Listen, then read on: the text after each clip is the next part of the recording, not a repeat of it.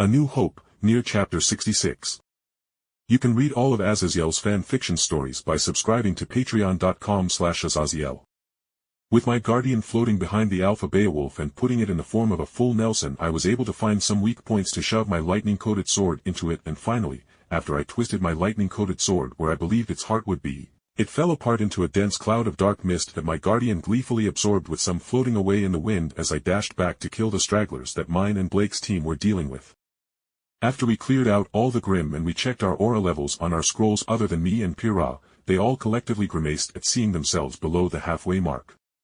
"We need to be more careful should there be another fight," I said as I looked at Yang in particular, who was down to like 30% aura, as her fighting style was entirely based on hand-to-hand combat with some shotguns added to her metal gauntlets. Humans evolved to keep the much stronger beasts away from us with weapons. Humans simply aren't built to beat animals and monsters to death with our mostly bare hands.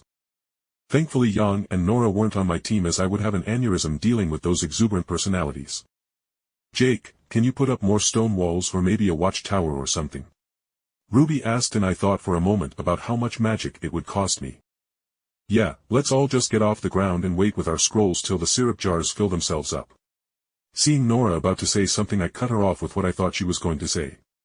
"And no, Nora, we don't need you to taste test the syrup for quality control, nor do we need you to stay down here to watch over the jars."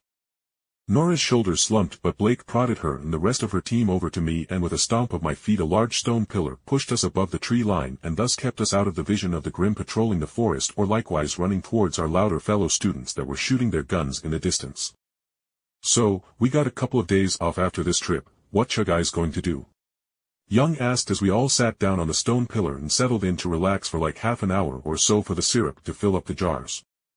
Ruby said she was going to tune up her sniper rifle scythe weapon, Ren and Blake said they were going to relax and read, Young wanted to go party, Pyrrha was going to relax, and after hearing their own plans Weiss ended up shrugging and saying she was willing to relax at Beacon as well.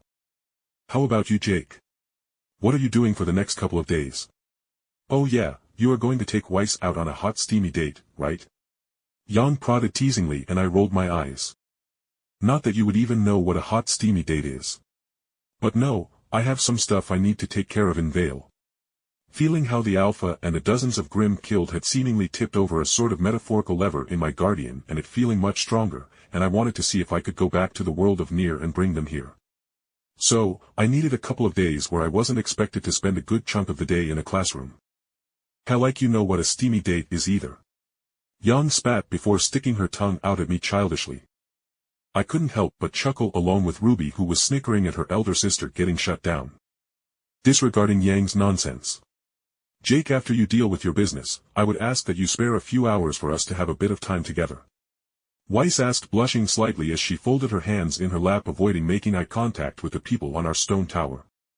I nodded, as that wouldn't really be a problem, as running to and from Nier wouldn't take more than a few minutes, or I could arrive there and just die from the masso overload like I was going to before I fled the world.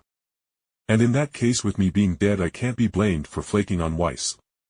Actually, how terrible would it feel if you learned someone ran off to a heavily irradiated land in order to avoid going on a date with you?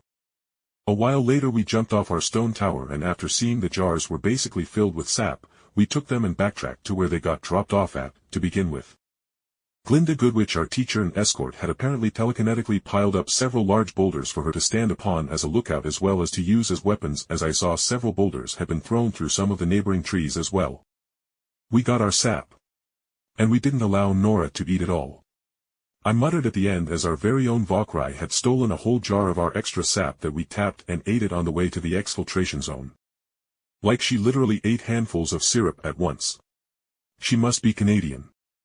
"Alright, I already called for the bullhead to come pick us up. Just set up defensive positions while we wait for the other students, and we will leave as soon as the bullhead arrives," Glinda coolly said as she wore a frown, seeing as we were the first team to arrive after she had already called for our ride back. Looking around, I myself noticed that we were the first time, so as Ruby set up her sniper rifle I approached our teacher. "Mrs. Goodwitch, do you have news on the other students?" The blonde woman nodded and pointed out her scroll as she spoke. "Yes, I just sent out a priority return order. I believe you to be a rather intelligent young man, so when I say this, I may need you to be ready to keep Miss Rose in line." Once the bullhead arrives and we load up the sap as well as ourselves, we will be taking off regardless of the late students and won't be wait for them for longer than 5 minutes.